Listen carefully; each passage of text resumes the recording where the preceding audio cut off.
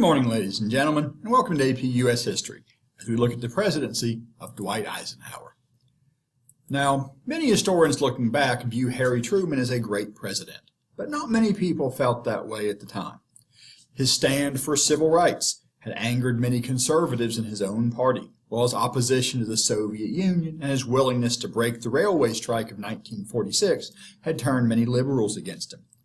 During the Korean War, his firing of Douglas MacArthur had alienated much of the American public, and as his second term drew to a close, Korea was still at war with itself. And while he has been vindicated by history, at the moment he was seen as a failure. It was obvious he would not run for re-election, even though he was the last president not blocked from running for a third term by the 22nd Amendment. The Republicans had not won an election since Herbert Hoover was elected in 1928, but seemed their time was ripe. The party establishment seemed likely to pick Bob Taft, Mr. Republican, from Ohio. But some party leaders felt that instead they should approach the greatest living military hero, General Dwight Eisenhower. Now, as a good general, Eisenhower had never even admitted to having a party preference. However, he had personally dealt very well with foreign generals while Supreme Allied Commander in Europe, and even met with foreign heads of state like Stalin and Churchill. He had been trusted by Roosevelt, was very popular with the American people. And while he claimed he did not want to run for the presidency, when both parties approached him, he finally accepted that he would run if the people really wanted him to. And furthermore, he would accept his name being written in as a Republican. And there was a tremendous write-in vote for Eisenhower in the Republican primaries. He attributed his victory to the idea that the vote counters did not count spelling. He beat Bob Taft and got the nomination. He very carefully, though, cultivated that image of being a non-politician, not even mentioning his opponent by name if he could help it, trying to stay above the dirty fighting of partisan politics. In any case, he didn't have to pull any dirty tricks. That's why he had a vice presidential candidate. The vice presidential candidate was Richard Nixon, a 39-year-old senator from California. And it would be he who would relentlessly attack the Democratic Party as being soft on communism, incompetent in Korea, and generally corrupt. And there was some truth to those accusations, and Nixon, too, knew a lot about corruption. He had probably raised money illegally while a senator, and was accused of doing so, for which he apologized on national television, although he claimed the only thing he had accepted illegally was a little dog named Checkers, and the girls loved her so much he couldn't give her up. It was a sentimental speech, deeply moving all the Americans who love cute little Cocker Spaniel dogs. And this endeared Nixon to the American people. He was forgiven, for now, and the age of manipulating people through television had begun. Even Eisenhower appeared in television ads. Some of his ads used very clever editing to make questions submitted by average people and asked in a film studio seem to link up with pre-recorded statements already made by Eisenhower, editing it together so it seemed he was answering the questions they were asking. In fact, though, they simply waited till someone asked a question that suited one of the statements he had already made. Eisenhower thought this was beneath his dignity. A number of other commentators thought so as well, but it worked, and it was too late to stop the trend. The Democratic candidate was Adlai Stevenson, governor of Illinois. He was considered by many to be a great speaker, and at times he could be, but during his presidential campaigns, he came off to many voters as being aloof, being too intellectual. Richard Nixon called him an egghead, referring both to his intellectualism, as if it was a bad thing, and to his baldness, which wasn't his fault. It ran in his family. And while many people did respect Stevenson, he was no war hero. And maybe people were tired of having a Democrat in the White House. Perhaps they were uncomfortable with someone who was divorced, the first time a divorcee had run for the presidency. And Stevenson lost by over 6 million popular votes, 33.9 million to 27.3 million popular votes. In the Electoral College, 442 to 89. Stevenson even lost a few southern states. All the only states to vote for him was the part of the country that probably had least in common with him. Many Southerners still reluctant to vote for the party of Lincoln.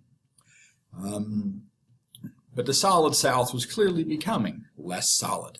In 1956, when Stevenson ran against Eisenhower again, Eisenhower beat him again picking up a few southern states along the way, despite the fact that Eisenhower had recently suffered a heart attack, raising concerns about his health. Now, in 1952, Eisenhower had pledged to go to Korea and personally end the war, or at least he implied he would end the war by going to Korea. After he was elected, even before he was inaugurated, he took a 3-day tour of Korea, but this didn't change much. The armistice would not be signed and the demilitarized zone created until after Stalin died and Eisenhower threatened to use atomic bombs. And the bad news, of course, was over 54,000 Americans had died, along with millions of Chinese and Koreans. But communism had been contained, and the war had not spread beyond Korea. It had not become a third world war. Perhaps a limited war was possible.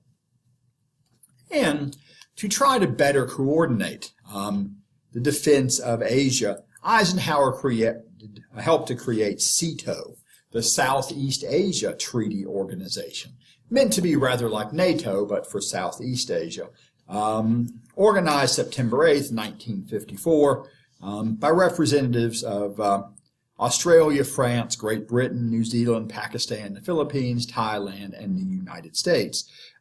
Britain and France, it's true, are not in Southeast Asia, but at that point they still had colonies there.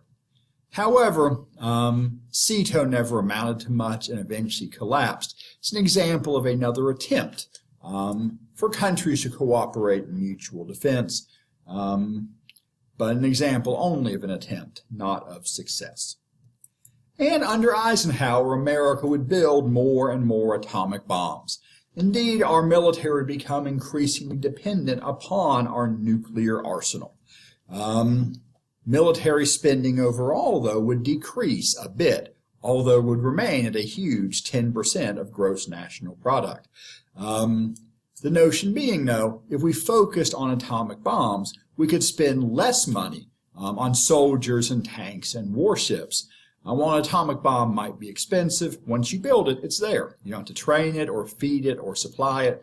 It can sit in its warehouse until needed and can then kill far more people than an individual soldier. You get, as they said, more bang for the buck. So spending on the Army and Navy went down. Spending on atomic bombs on the Air Force that would deliver them went up. In any case, at this day and age, we didn't expect to actually fight anyone else. Military strategy was based on the idea of mutual assured destruction. No one would dare go to war because both sides were guaranteed to be annihilated. In domestic matters, Eisenhower tried to stay above the fray. He spent a lot of time golfing, tried to let things take care of themselves. He knew he was popular and didn't want to mess that up by doing anything publicly that might spoil it. Or at least that was the impression he often gave. Some described it as the bland leading the bland. But behind the scenes, he was deeply involved in forming policy.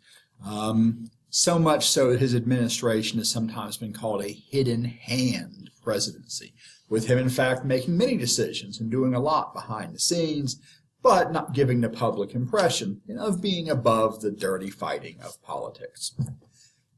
During Eisenhower's presidency, Jonas Salk developed a successful polio vaccine. And polio was such a national scare that Eisenhower's Secretary of Health, Education, and Welfare supervised the early distribution of polio vaccines to make sure it was spread out amongst the states based on their population that was at high risk, young people under 15 and expectant mothers. The government even helped cover some of the cost of vaccinations, even though some people, even some of Eisenhower's cabinet, thought this was too socialist. Today, thanks to this polio vaccine and others developed not long afterwards, polio has been nearly wiped out around the world. And while the economy was overall in pretty good shape for most of the 1950s, there were a few moments when there were troubles, and there were fears of competition from low-paid immigrants, particularly illegal immigrants from Mexico. And so Eisenhower authorized Operation Wetback in age before sensitivity had been invented. They rounded up over 1 million Mexican immigrants, claiming they were all illegal, although I gather some legal residents were rounded up as well, and deported them back to Mexico in 1954.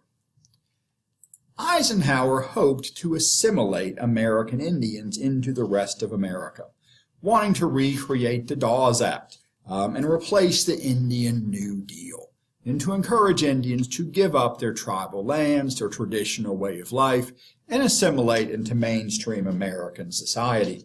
And a few tribes did agree to be terminated, in the sense of giving up their legal identity as an Indian nation in exchange for money.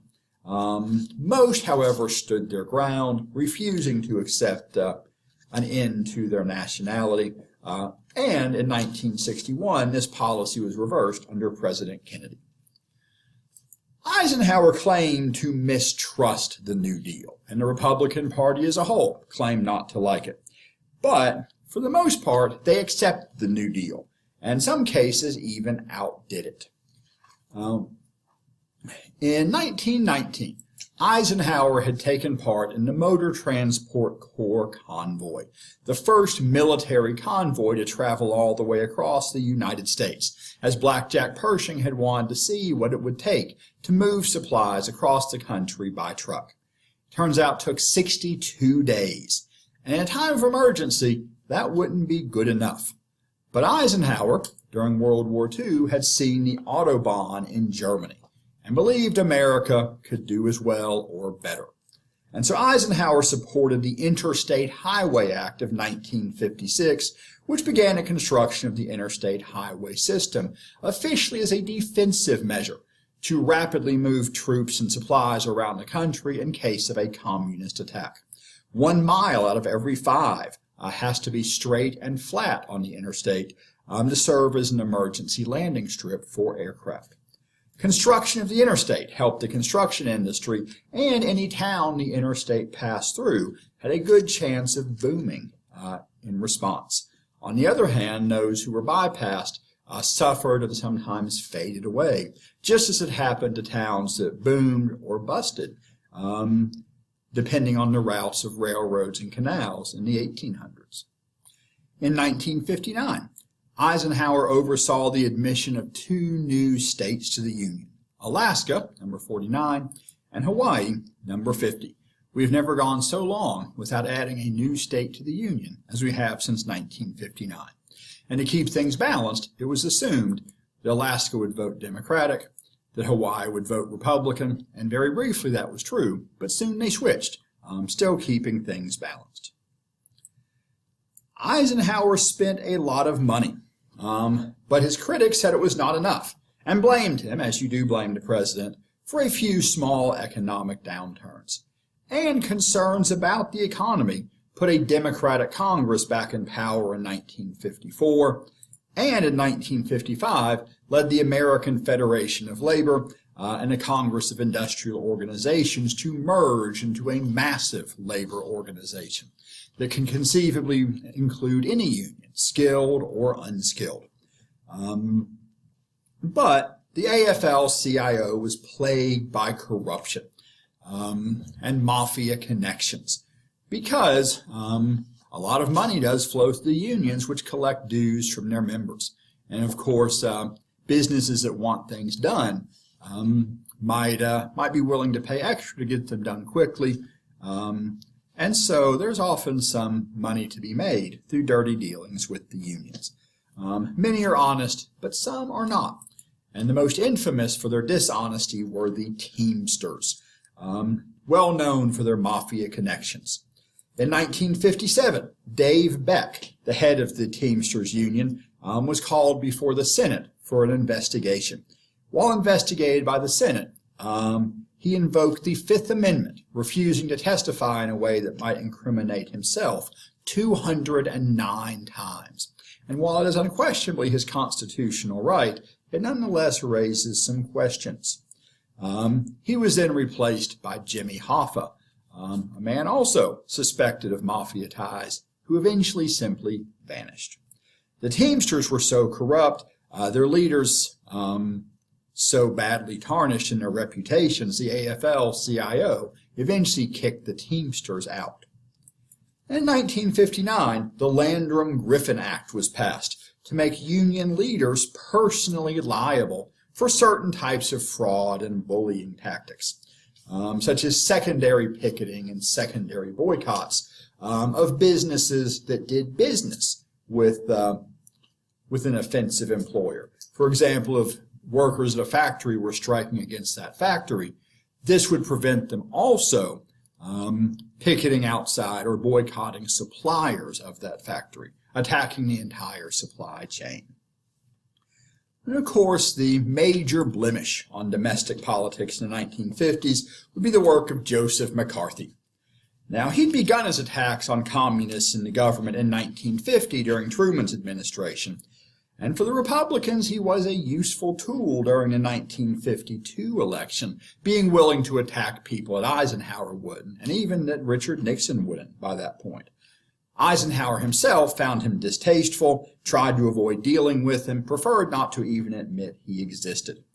But McCarthy himself coasted on a rising tide of popularity, attacking bigger and bigger targets, including George Marshall, who'd been the overall commander of the U.S. Army in World War II, then Secretary of State. During Truman's first term, he had retired, but returned to become Secretary of Defense during the Korean War. But when attacked by McCarthy, and upon finding that Eisenhower, still in the Army, would not defend him, he became so frustrated he simply resigned in 1951. Of course, McCarthyism, as this has come to be known, was despised by writers and commentators, and still is, because McCarthy and other red hunters did attack so many prominent left-wing writers and actors and intellectuals. If you were or had ever been a member of the Communist Party, you could easily be blacklisted in many industries. Unfortunately, during the 1930s, when times had been hard during the Depression, many people had expressed some interest in communism or socialism. When, too, it was not clear just how bad things were, as the Soviet Union so carefully kept any bad news from getting out. And people who had not had any sympathies with communists for a long time might still be held guilty for ideas they'd had during the dark times of the Depression. And because so many journalists and other media figures were harassed, they did create a particularly unflattering portrait of McCarthy, most famously through a play, The Crucible, by Arthur Miller, which, although in principle about the Salem witch trials, was clearly meant to be symbolic of McCarthyism, and even brought the term witch hunt for an unfair, ungrounded persecution of people to be connected with McCarthyism and to enter the English language in general. But while people's views of McCarthy were biased because of who his targets were, and even though there was some justification, as there was real spying by communists, McCarthy unquestionably went out of control. And McCarthyism was evidence of a serious insecurity in American life that McCarthy and Nixon and others abused for their own political purposes.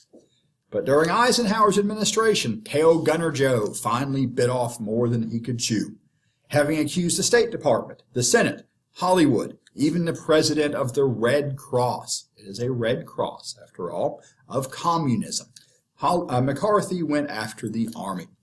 And in televised Senate hearings in 1954, McCarthy ended up presenting a very poor figure to the watching world. as he grew increasingly hysterical, charging army officers with all kinds of conspiracies while they sat there calm, cool, and collected, not upset by this little pipsqueak senator. And as he grew more hysterical on television, he lost a great deal of his credibility, his political influence rapidly declined, and he drank himself to death 3 years later in 1957. But suspicion of communism and attacks on supposed communists would continue in more muted form for years to come. And under Eisenhower, just as under Truman, America's overall foreign policy would be one of containment, one he would carry out in part through his Secretary of State, John Foster Dulles. And while he did not want to go to war, he was willing to threaten it. Eisenhower, for example, threatened to drop atomic bombs on communist China in 1955 after they attacked some minor islands off the coast of Taiwan. He also intervened in the Suez Crisis in 1956. Although Egypt had officially been independent from the United Kingdom since the 1920s, British troops had still occupied and the British still owned the Suez Canal. But in 1956, the Egyptian government nationalized the canal. British, French, and Israeli troops moved in to take it back, assuming the U.S. would accept this, as all three of those countries were our allies. But hoping to build better relations with the Arab world, Eisenhower, to everyone's surprise, neither ignored it nor supported the British, but rather cut off all aid, including vital petroleum, to the attackers, and threatened other sanctions, including threatening to sell off America's strategic reserves of British pound sterling, which would have destroyed their economy. And rapidly, the British, French, and Israelis pulled out, leaving the Suez Canal in Egyptian hands. America's former allies felt betrayed. In many ways, this was the symbolic end of the British Empire. Proof they could no longer do things alone. The French and the British, by the way, did draw different and almost opposite lessons from this.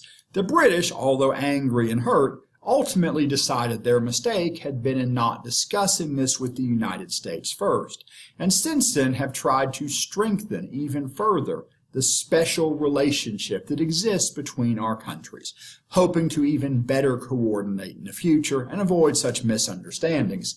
The French became convinced they had to be strong enough to go it alone, and among other things, stepped up their atomic research program and would test their first atomic bomb 4 years later.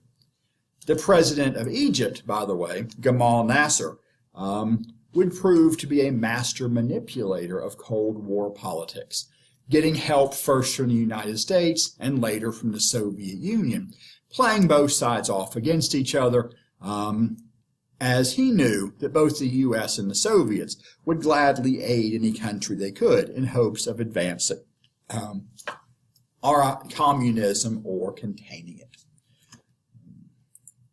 The French Empire had other troubles too, particularly in Indochina, their colony in Southeast Asia, where the French had been waging a long, slow war against Ho Chí Minh and his Viet Minh. Ho Chí Minh had fought against Vichy France and Imperial Japan during World War II. Indeed, even after World War I, Ho Chí Minh had visited Versailles, hoping that Woodrow Wilson would have a little bit of self-determination for Vietnam, but Wilson had refused to even meet with him. During World War II, the OSS had helped Ho Chí Minh fight the Japanese, but when Ho Chí Minh declared independence for Vietnam, viewing himself as his country's George Washington, at the end of the war, Truman did not recognize an independent Vietnam, and Ho Chí Minh would look for help elsewhere, ending up being backed by the Soviets. And because Ho Chí Minh was backed by the Soviets, the U.S. backed the French to keep him contained. Eisenhower said all we would do would be to send money. And we sent a lot of money, about $1 billion a year, or 80% of France's entire military expenses by 1954, but ultimately that wasn't good enough.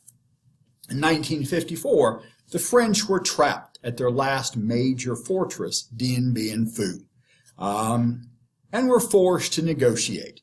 And although the French did still control many parts of southern Vietnam, the loss of Dien Bien Phu convinced them to recognize Vietnamese independence.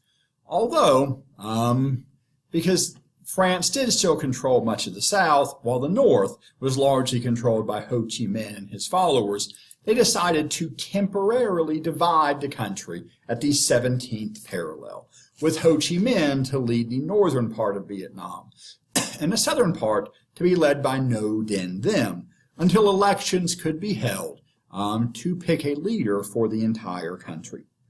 However, when it was time to hold elections, the fear was that Ho Chi Minh would win. Even people who didn't necessarily like his communism, which was already tearing down the middle and upper classes of North Vietnam, many still respected him as an independence leader. So initially elections were not held in the South. When they were held, Ho Chi Minh was not on the ballot, and Ngo Dinh Diem won easily in some districts with over 110% of the vote, and would remain in power with American backing until his assassination in 1963. And the U.S. would also support the leaders who came after him. When Stalin died in 1953, he was replaced after a short power struggle by Nikita Khrushchev, who claimed to want to de-Stalinize the Soviet Union and reverse Stalin's worst abuses of power. He said he wanted peaceful coexistence with the West. And at first this seemed to be the case, but it would not last for long. And there were other troubles too. In Iran, the Shah of Iran, Mohammad Reza Shah Pahlavi, chose a new prime minister, Mohammad Mossadegh, on the recommendation of a vast majority of Iran's parliament. And he began to raise taxes to pay for public services, but also began to nationalize the oil industry, which he said had given foreign countries unfair dominance over his kingdom.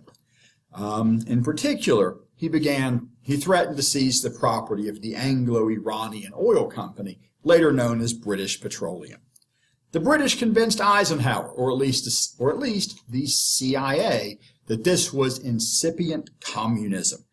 And the CIA and British agents worked to overthrow Prime Minister Mossadegh and replace him with someone more friendly to the oil companies. Mossadegh spent a few years under house arrest. When he died in his home, he was buried in his home for fear that a public funeral would lead to protests. Because while the Shah remained in power and increasingly stayed in power with the support of the United States, many people in Iran lost confidence in their constitutional monarchy when the prime minister many had preferred was overthrown by the CIA. In 1954, there were troubles in Guatemala, where President Jacob Arbenz, who had already legalized the Communist Party, although not a communist himself, began buying weapons from Czechoslovakia, a Soviet satellite, which many feared was a step towards closer and closer relations with the communist world. And furthermore, he said he would begin seizing unused land to distribute to poor farmers, especially Indian peasants in Guatemala. However, most of the unused land in Guatemala was still owned, and owned by the United Fruit Company.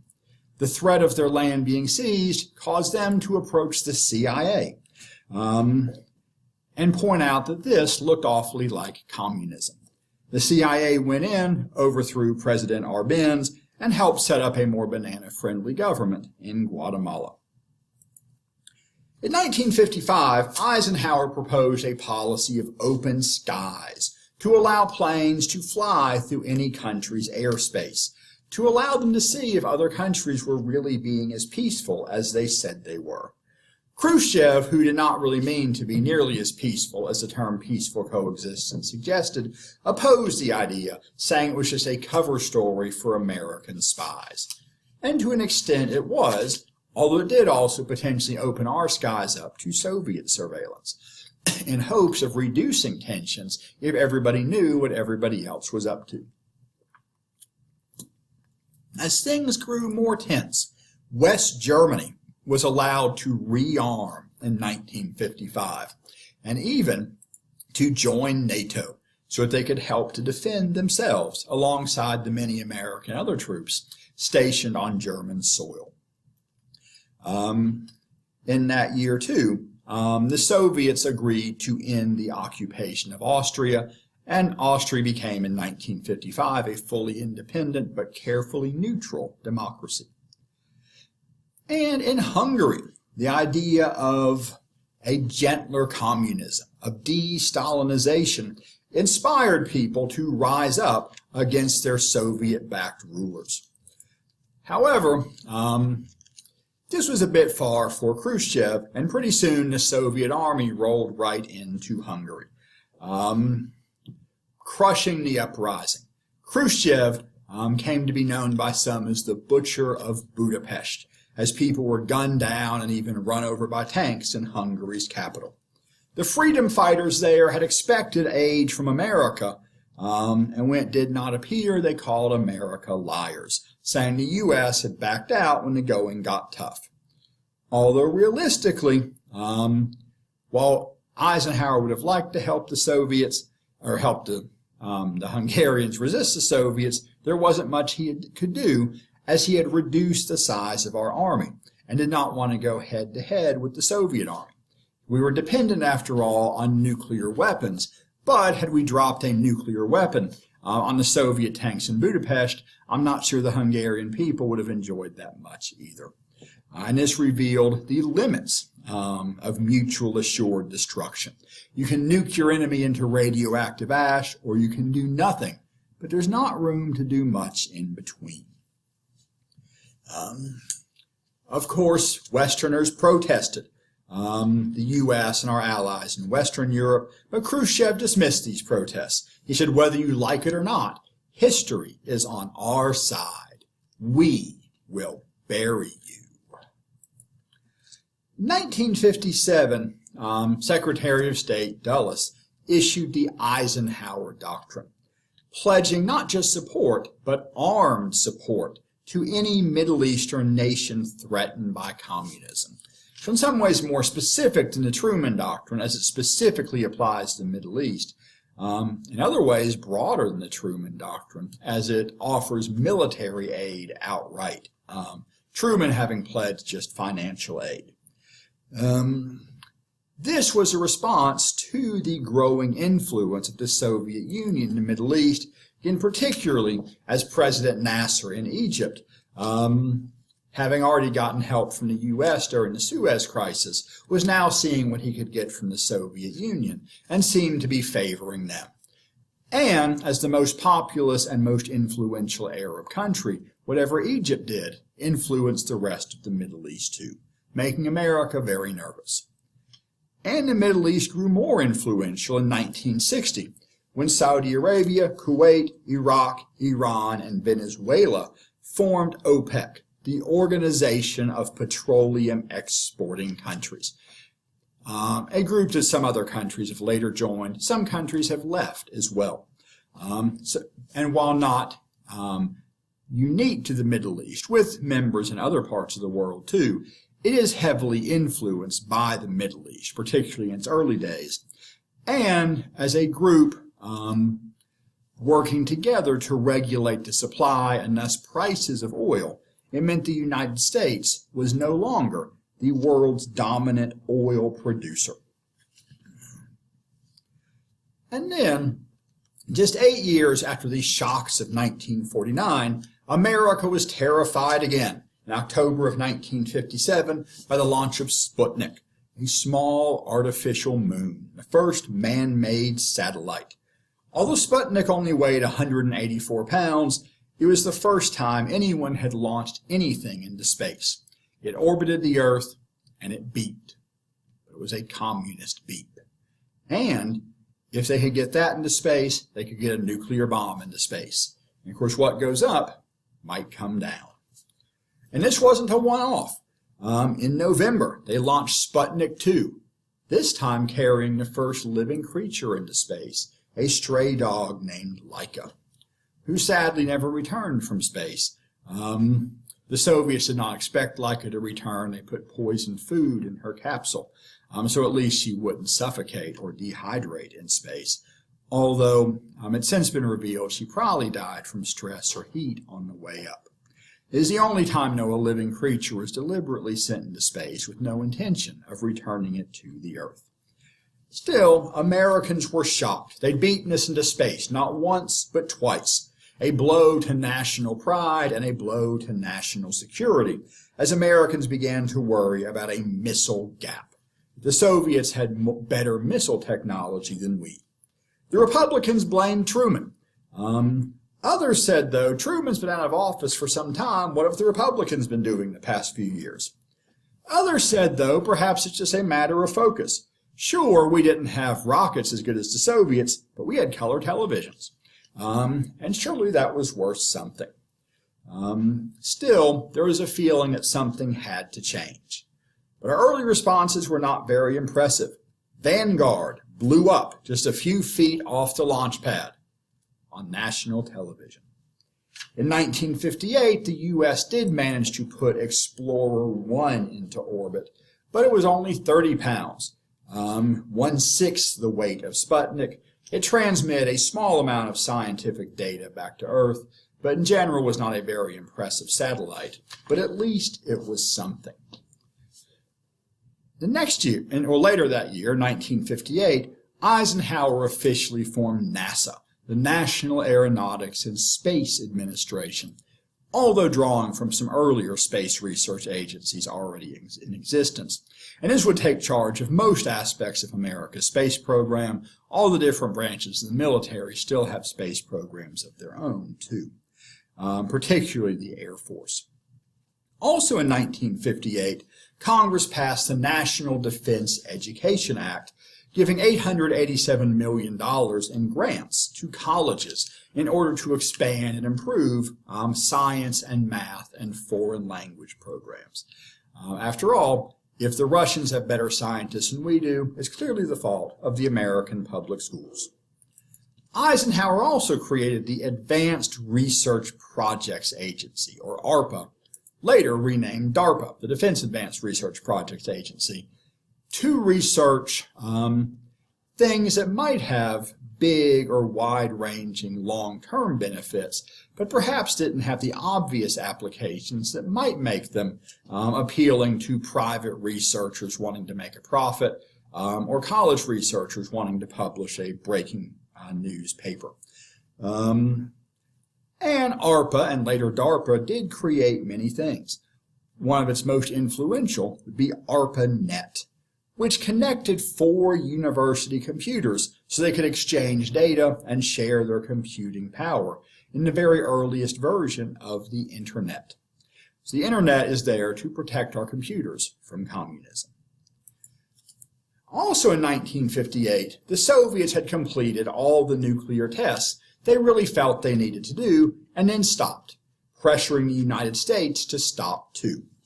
And both nations agreed to stop atmospheric and underwater testing, although it was difficult to fully inspect that, and underground testing was still permitted. In 1959, Khrushchev came to New York to speak at the United Nations, and they planned another meeting for 1960 in Paris. The meeting in Paris in 1960, though, broke up unexpectedly when it turned out that an American U-2 spy plane was shot down over the Soviet Union. This U-2 incident was very embarrassing, that one of our top-notch spy planes could be shot down, especially because Eisenhower claimed it was a weather research plane, not a spy plane at all, and furthermore expressed sorrow that the pilot had been killed, assuming that Gary Powers, a Milligan graduate, must have taken his own life rather than be captured. But in fact, he had not. And the Soviets captured him after some pretty rough treatment. he confessed in public to being a spy and even condemned American espionage attempts on live television. This was a diplomatic disaster.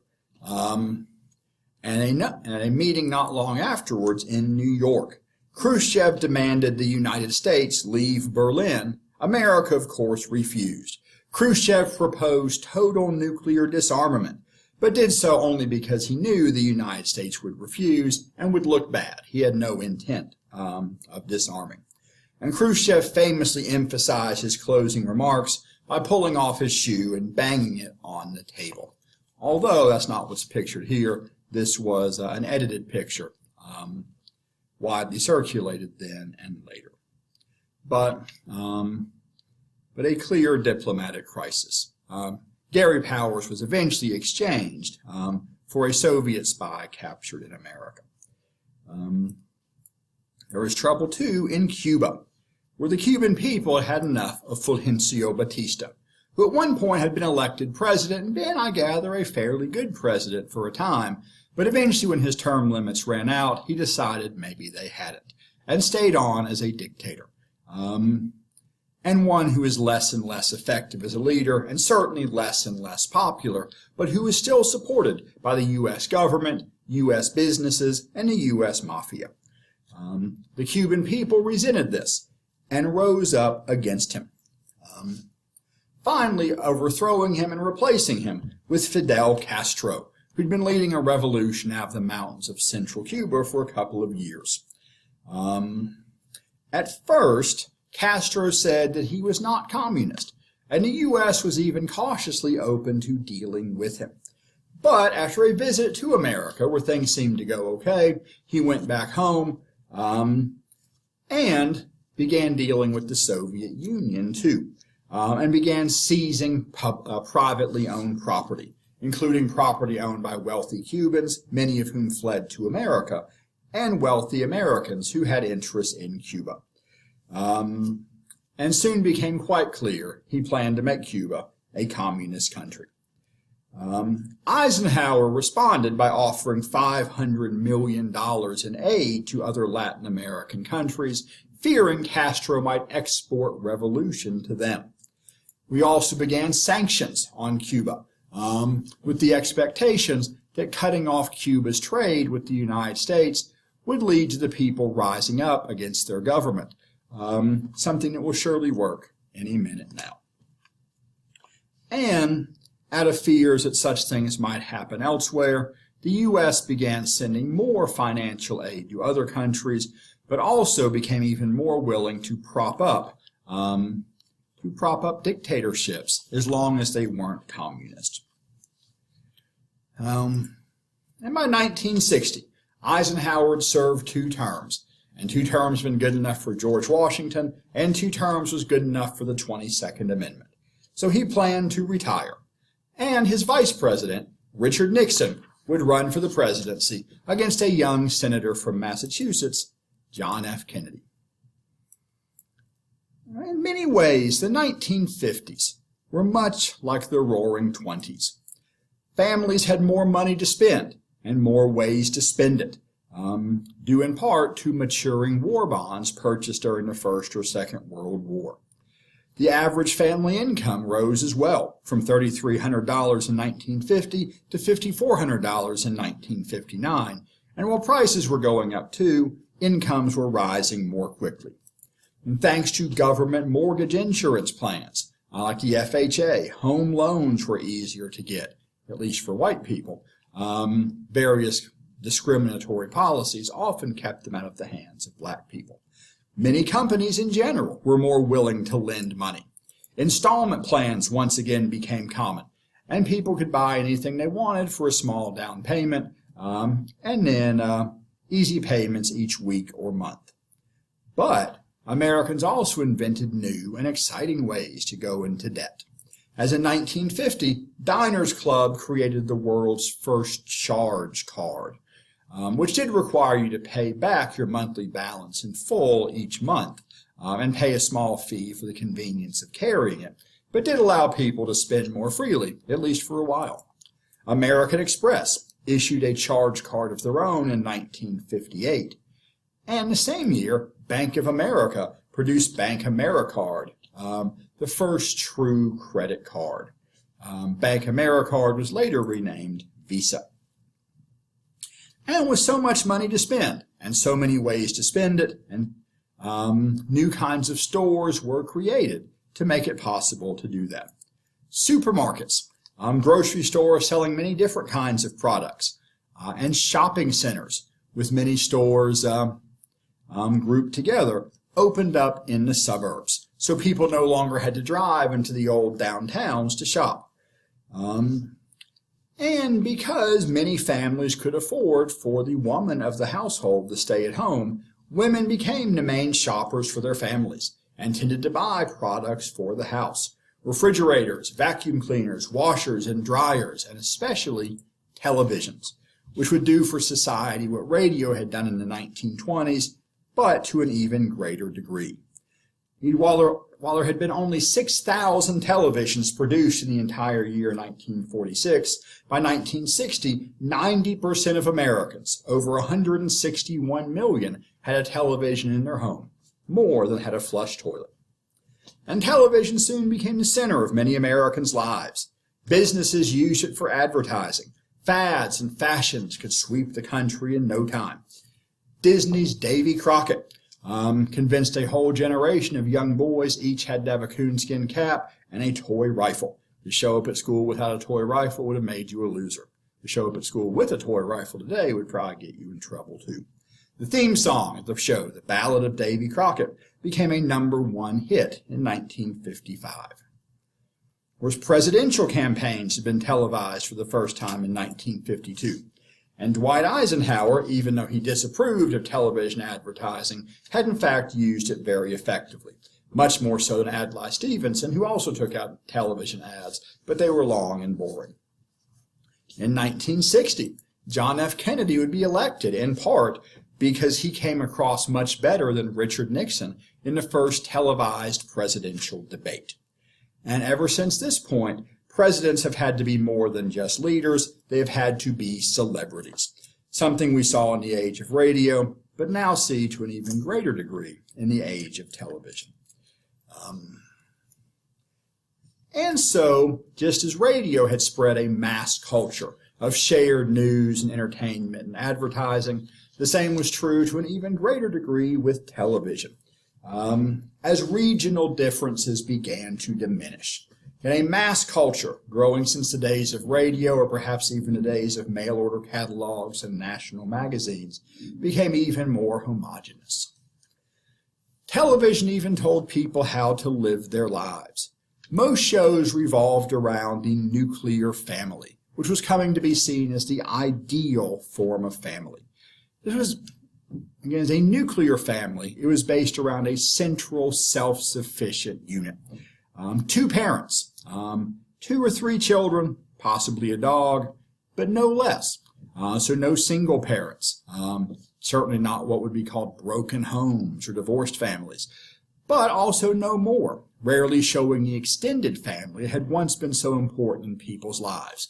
Partly this was a matter of saving money by having fewer cast members, but also as more and more families moved to the suburbs, many didn't have nuclear families, and television shows, while in some ways very unrealistic, in other ways were pretty realistic in showing only that nuclear family, and removed from extended family out in the suburbs. And certainly this encouraged Americans to view this as the ideal family, even though, of course, not everybody could have a life nearly as perfect as the folks on the Donna Reed show. And these nuclear families were encouraged to make things easy for the children of the baby boom. And even those children born a bit before it, but still too young to have fought in World War II or Korea. We would see in the 1950s an entire new class of person develop, the teenager, which is not to say that people had previously gone from being 12 to being 20 overnight, convenient though that might be, but rather for the first time you had teenagers as a distinct group. In the past, someone of that age had been either a small adult, if they were poor, or a large child if they were rich. In either being able to live off their parents and go off doing fun things in college or traveling around, or if they were working class, going to work in the factories at 12 or 14 or possibly much younger. These teenagers, though, might work, but their family didn't depend on their income. The money they made could be spent on music or clothes or movies or things they wanted for themselves. And so they began to develop into their own cultural, their own demographic group, one that advertisers were very well aware of. And for young children, the parents of the baby boom read Dr. Benjamin Spock's book, The Common Sense Book of Baby and Child Care. And this was not the first advice on parenting by any means. There had been parenting advice books for decades. Magazine articles had told women how to raise their children. But whereas a previous generation had told parents to be pretty strict with their children, Dr. Spock told them you could never give a child too much love. It was okay to let children have their own way, maybe even spoil them a bit by buying them the things they wanted, playing with them as they chose, or buying the things that television told them that they wanted. Some people worried this was too permissive or would lead to expectations of instant gratification or get in the way of developing a sense of responsibility. And to be sure, many of these children did grow up to be hippies. But for parents enjoying the prosperity of the 1950s, it was nice to be able to buy their children the things they could not have themselves, as they tried to create an ideal life, insulated from the horrors of World War II and the terrors of the Cold War. Another way Americans tried to create an ideal life was through religion. And whereas a decade or so after World War I had belonged to that cynical, lost generation, for the greatest generation who had survived the Depression, World War II, they were in some ways more optimistic about their future.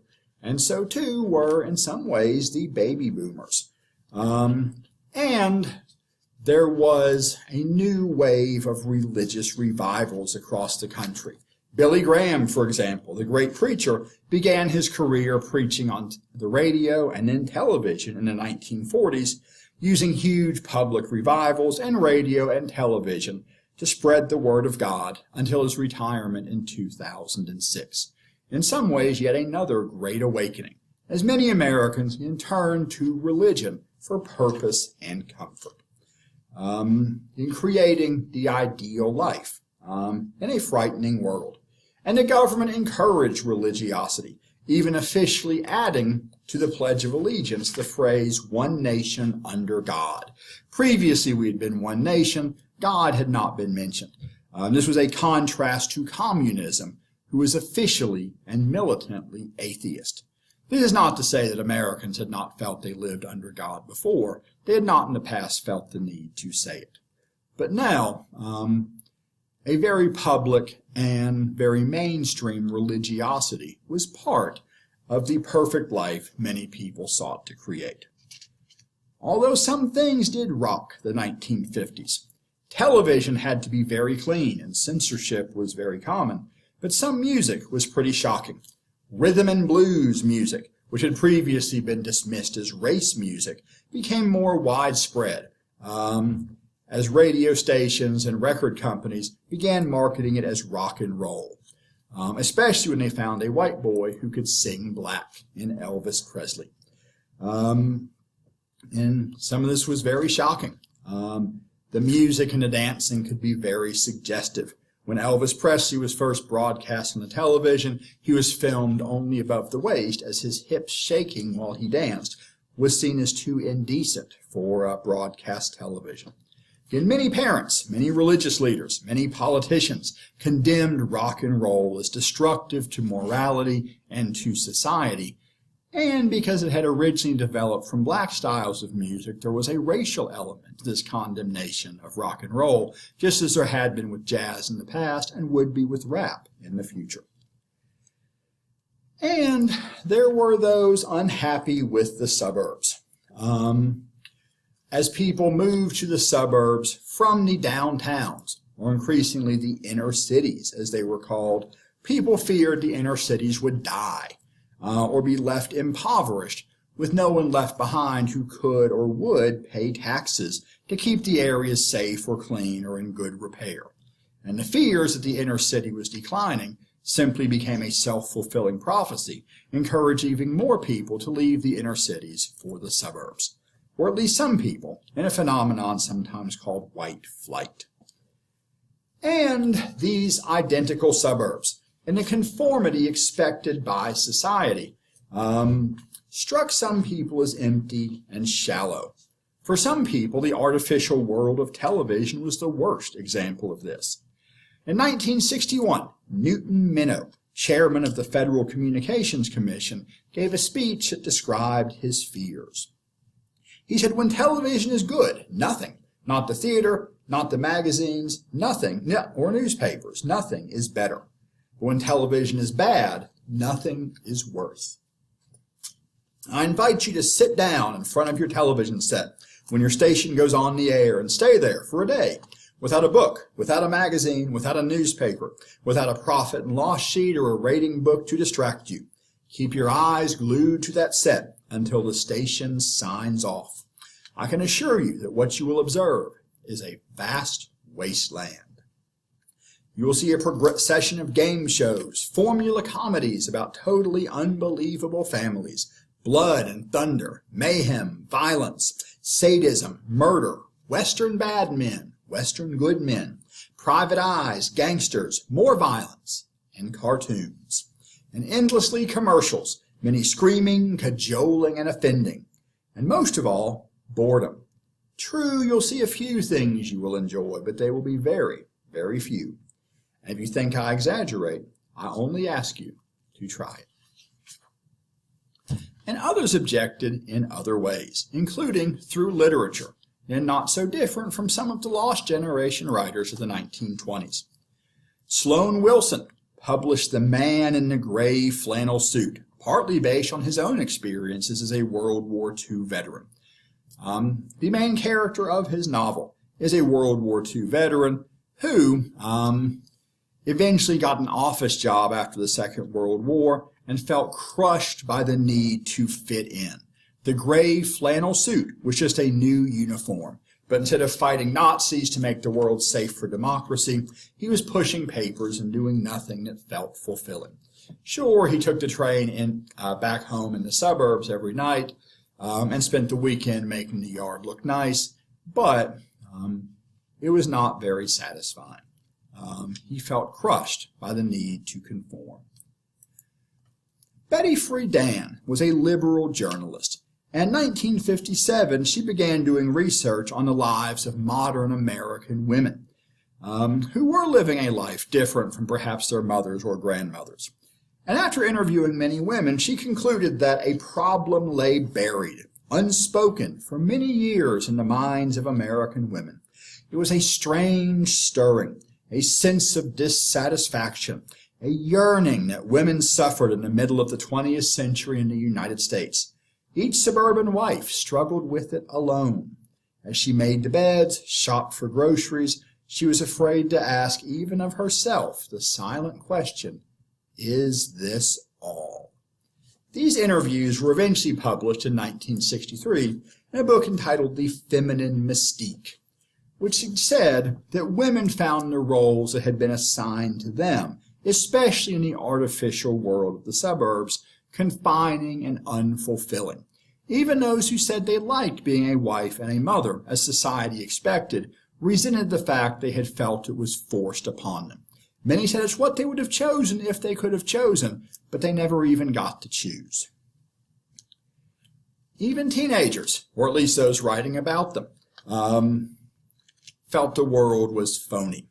J.D. Salinger, in 1951, published The Catcher in the Rye, a teenager named Holden Caulfield, who mocked adult society as phony, and seeing adults trying to present this great sense of proper moral behavior as hypocritical and fake, and much of society as being the same way. Other people did not just write about the shallowness of society, they tried to reject it entirely. Some describing themselves as the Beats, or the Beat Generation, or called beatniks to make it sound a bit Russian by those who disapproved, rejected society, dressing in strange clothing. None of these men you can see in a gray flannel suit. Many spoke their own slang. They criticized middle-class materialism, although certainly some who made money off their writing, like Jack Kerouac, enjoyed the middle-class or better lifestyle that it brought them. On the other hand, while inner cities were dying and people were moving to the suburbs, truly rural areas were declining as well, as fewer and fewer Americans worked on farms. For most of human history, most people worked on farms. But in the U.S., it was down to just 1/4 of Americans living on farms in 1935. By 1960, just 1 in 10 Americans worked on a farm. Today, less than 2% of Americans are involved in agriculture. And yet, our farms are more productive than ever. As farms merged or were purchased by big companies, described sometimes as agribusiness, who could afford to invest in the latest farm equipment and other technology, who could also best take advantage of government subsidies and farm supports, who could make the most of easily transporting large quantities of crops to market in bulk, much more efficiently than smaller farms. And so many rural people moved to cities or towns. So while America was producing far more food than ever before, fewer and fewer Americans were actually farmers, and a traditional way of life was vanishing.